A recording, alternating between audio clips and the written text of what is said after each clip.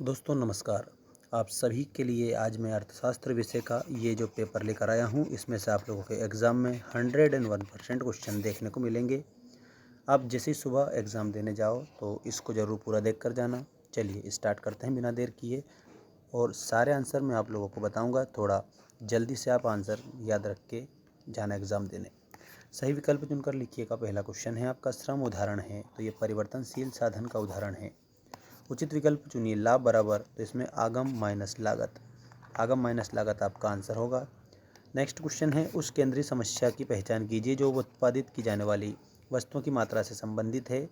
तो आपको इसमें लिखना है क्या उत्पादन किया जाए, ये आपका आंसर हो जाएगा ऑप्शन नंबर फर्स्ट। ठीक है, अगला देखिएगा, सीमांत उपयोगिता ह्रास नियम का आधार होता है। तो इसमें उपयुक्त सभी आंसर लिखेंगे। इसके बाद में आपका नेक्स्ट क्वेश्चन देखिएगा, ये रहा। इसमें क्या दिया है, उपभोक्ता के संतुलन का उदासीनता वक्र विश्लेषण आधारित है। तो इसमें आपको क्रमवाचक उपयोगिता पर आधारित है। कीमत अनुपात पी एक्स और पी वाई का ढाल सूचित करता है। तो इसमें आपको मैं बता देता हूँ आंसर, जो कि आप सभी बच्चों का करेक्ट हो जाएगा। बिल्कुल सही है, बजट रेखा को सूचित करता है। तो इसमें आपका बजट रेखा करेक्ट आंसर हो जाएगा बिल्कुल। तो इसमें बजट रेखा है। अगला है, जब सीमांत उपयोगिता शून्य होती है तब कुल उपयोगिता। तो जब सीमांत उपयोगिता शून्य हो जाती है तो कुल उपयोगिता के रूप में आपको लिखना है स्थिर हो जाती है। ठीक है, स्थिर हो जाती है, ये आपको आंसर लिखना है सभी स्टूडेंट्स को। ठीक है, ये करेक्ट है। इसके बाद में आप लोगों का अगला जो क्वेश्चन है ये रहा, देखिएगा यहाँ पर।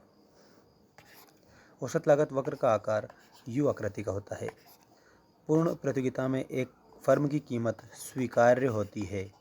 ठीक है, अगला है, कर की मात्रा में वृद्धि होने पर पूर्ति तो घटती है। इसमें आपको लिखना है घटती है। नेक्स्ट क्वेश्चन है, पूर्ति की लोच वस्तु की और पूर्ति की मात्रा में परिमाणात्मक गुणात्मक संबंध को दर्शाती है।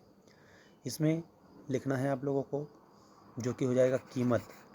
ठीक है, कीमत और पूर्ति की मात्रा में जो परिमाणात्मक गुणात्मक संबंध है उसको दर्शाती है। इसके बाद में का आशय संतुलन की स्थिति से है। तो इसमें लिखना साम्य का आशय संतुलन की स्थिति से है।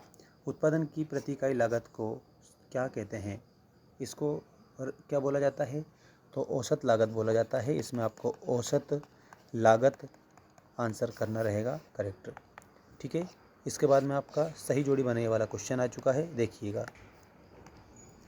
ये रहा आपका भारतीय अर्थव्यवस्था। तो इसमें आपको लिखना है मिश्रित अर्थव्यवस्था। साधन की मांग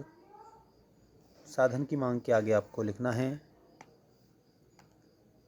दोस्तों, यहाँ पर जो साधन की मांग है इसके आगे आपको व्युत्पन्न मांग लिखना रहेगा करेक्ट आंसर में। इसके बाद में आपका नेक्स्ट है एनएनपी। एनएनपी में आप लोगों को लिखना है शुद्ध राष्ट्रीय उत्पादन। ठीक है, यहाँ पर आपको शुद्ध राष्ट्रीय उत्पादन लिखना रहेगा। उत्पादक द्वारा यंत्रों का उपयोग, तो यहाँ पर मध्यवर्ती वस्तुएं आप आंसर कर देंगे। बड़े द्वारा लकड़ी का उपयोग, तो इसमें आप लिखेंगे अंतिम वस्तुएं। और बचत के आगे आपको लिखना है रिसाव। ठीक है, बचत के आगे आपको रिसाव लिख देना रहेगा, और ये आपका जोड़ी कंप्लीट हो जाएगी। चैनल को सब्सक्राइब कर लेना। सारे सब्जेक्ट के स्टडी मटेरियल में ऐसे दूंगा जो परीक्षा में आते हैं, और ऐप पर मैंने सभी के सेट पेपर दे रखे हैं, तो आप उसको ज़रूर लगाइएगा। सत्य असत्य का पहला है, पूर्ण रोजगार से आशय अभिप्राय अर्थव्यवस्था में शून्य बेरोजगारी से है। तो इसमें आपको असत्य लिखना रहेगा। इसके बाद में जीएनपी एक राष्ट्रीय अवधारणा है। इसमें आपको लिखना है सत्य। अगला है वह जो मुद्रा का कार्य करे, ये भी आपको सत्य लिखना है।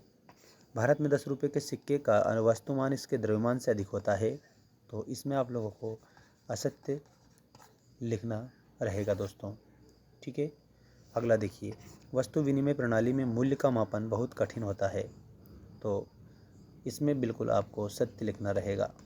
ठीक है, बचत और विनियोग सदैव बराबर होते हैं। तो ये असत्य है या सत्य है, तो दोस्तों इसमें आप सभी बच्चों को ये सत्य के रूप में लिखना रहेगा करेक्ट। गुणक और सीमांत उपभोग प्रवृत्ति में धनात्मक संबंध पाया जाता है। इसमें आपको सत्य लिखना है। अब देखिएगा आपका क्वेश्चन नंबर 5। यहाँ क्वेश्चन नंबर 5 के आपको मैं बता रहा हूँ, देखिएगा। इसमें दिया है भुगतान संतुलन में किस प्रकार के सौदे शामिल किए जाते हैं। तो सेवाएं और पूंजी व सभी लेन देन की वस्तुएं।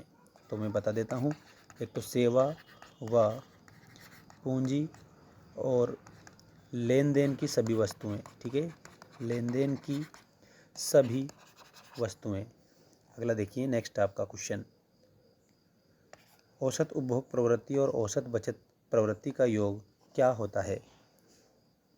और देखिए, बचत और आय के बीच क्रियात्मक संबंध को क्या कहते हैं, पहले ये बता देता हूँ। उसको बचत फलन बोला जाता है, ठीक है, तो इसमें हम बचत फलन लिखना है।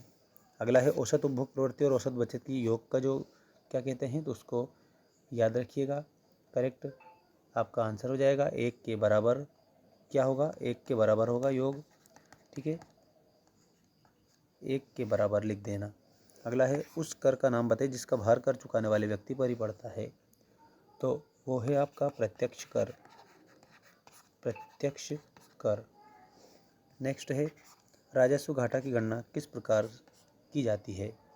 तो राजस्व घाटे का जो सूत्र है मैं लिख देता हूँ, याद रखिए, राजस्व घाटा, ठीक है, बराबर कुल राजस्व व्यय माइनस कुल राजस्व प्राप्तियाँ, ठीक है, ऐसे आएगा।